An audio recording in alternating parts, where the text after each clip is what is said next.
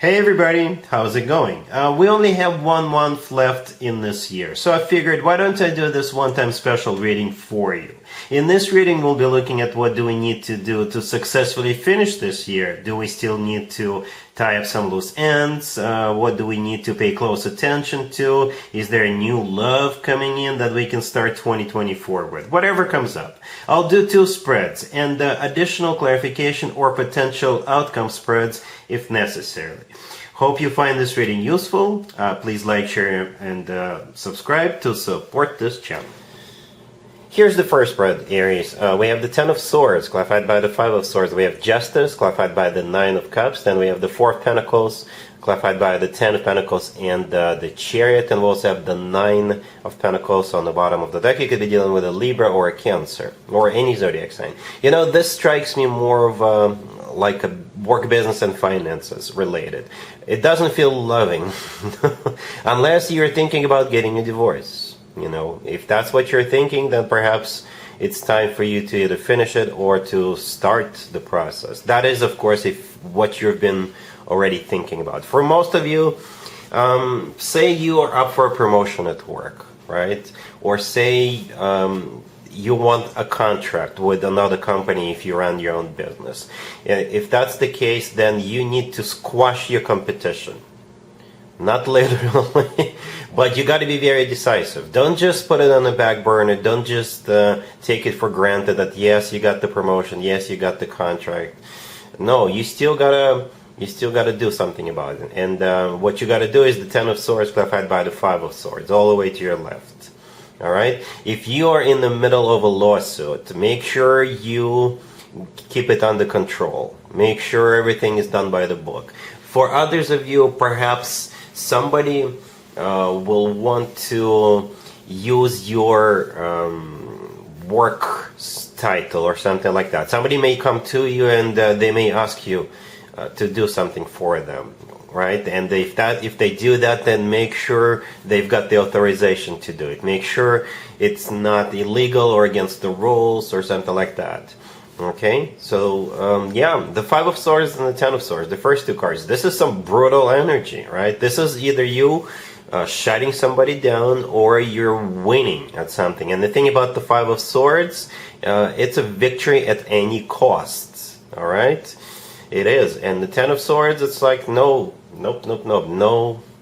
we're not gonna negotiate anymore. It's done, all right? Or this is you just being very affirmed. We also have Justice, clarified by the Nine of Cups. Justice could be a Libra you're dealing with. Justice could be literally the legal system, right? Judicial system. It could be you finally getting what you deserve, right? The Nine of Cups clarifying it is a card of a wish come true. It's also a card of personal satisfaction and fulfillment. Okay, we also have the Nine of Pentacles on the bottom of the deck. This is a card of somebody who is doing very well financially, somebody who is in the middle of attention, in the center of attention, somebody who is glowing up, somebody who is even almost admired. Okay, and the last 3 cards are the Four of Pentacles clarified by the Ten of Pentacles and the Chariot. The Four of Pentacles, when it comes to work, business, and finances, which, like I said, I believe it's about, this is you collecting. I often call it the savings account card, but not necessarily a savings account. That means that you're gonna get what you want, right? In the Four of Pentacles, you may literally be getting a job. You may literally be getting that promotion in a race. You could be pocketing some extra cash, right? Not in a legal way. If you're in the middle of a lawsuit, you're winning. All right, the Ten of Pentacles clarifying it is a card of financial abundance. It's also a card of real estate. And the Chariot clarifying that. The last card right next to that could be a Cancer you don't. But the Chariot is a card of victory, success. It's a card of a triumph. Okay, it's a card of when we're victorious. If you take a look at all these cards, pretty much all of them feature just one person. Obviously, those who have people in them, right? In the five, except for perhaps that Five of Swords all the way to your left. But we're looking at just one person there, and other people are walking away. There is one person on the Justice card, one on the Nine of Cups, one on the Four of Pentacles, one on the Chariot, and one on the Nine of Pentacles. So, like I said, it's not about love; it's about work, business, and finances. And you gotta make sure that you don't just relax. You don't just take something for granted. Keep doing what you're doing. All right, and if necessary, use all means necessary with that Five of Swords and the Ten of Swords. Don't let anybody stand in the way. Yeah, be civil about it, but don't let anybody stand in the way. All right, I don't think we need to do any clarification or potential outcome spreads. I think it's pretty clear what's going on here. So instead, let's move on to the second spread real quick. Here's the second spread, Aries. We have the Knight of Cups clarified by the King of Cups. We have the High Priestess. We have Death clarified by the Fool and the Hierophant. And we also have the Two of Wands on the bottom of the deck. You could be dealing with a water sign, Cancer, Scorpio, or Pisces. We also have Taurus on the table. So to be or not to be, that is going to be the question at some point before the end of 2023. All right. The Two of Wands on the bottom of the deck, that's what I was just referring to be or not to be. It is a card of a choice. It is a card of which direction to go, how to proceed, options, and things like that. And all of this has to do with the King of Cups, all the way to your left, coming your way, clarifying the Knight of Cups. We do have a lot of water, as a matter of fact, right? Before I clarified those three cards that came out, even after I clarified the first one, the Knight of Cups, it was all water. Except for that, I guess, the Two of Wands on the bottom of the deck. Very watery. And it kind of makes sense that the King of Cups is here. So most likely it is a water sign, Cancer, Scorpio, or Pisces. The Knight of Cups that the King of Cups is clarifying is the most romantic, the most loving knight out of all four knights. Okay, so they are coming towards you. And it's not a page, it's already a knight, right? So this is serious, it's getting, or it could be getting serious. Right? You may hear I love you for the first time. That's for some of you. They could offer you to take it to the next level, to make it formal, official, if you're just talking to this person up until this point.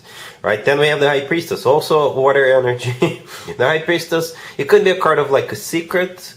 And in this case, this is them secretly preparing something, some kind of a very romantic gesture with that Knight of Cups. It could also be a card of your own intuition. And that refers me back to that Two of Wands on the bottom of the deck, to be or not to be.